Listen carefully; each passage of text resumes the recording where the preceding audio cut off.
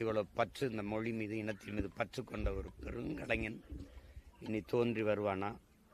தன்னலமற்று நின்று இப்படிலாம் ஒருத்தர் இருக்க முடியுமா? எந்த சமரசமும் செஞ்சுக்கல. அவர் நினச்சிருந்தா வெற்றி பெற்றிருக்கிற கட்சிகளில் தலைவர்களை பாடி சம்பாரிச்சு போயிருந்திருக்கலாம்.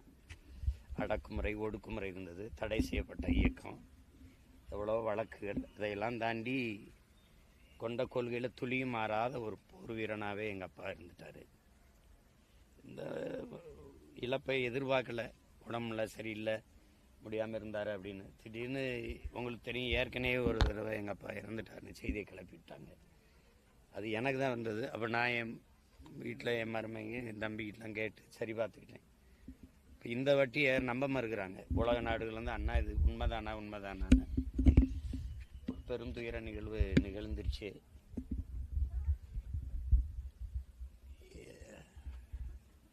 எங்கள் போராட்டம் வெல்லலை. வென்றிருந்தால் எங்கள் அப்பா இருந்திருக்க வேண்டிய இடமும் உயரமும் வேறு. பிள்ளைகள் நாங்களும் இன்னைக்கு போராடிட்டு தான் இருக்கோம்.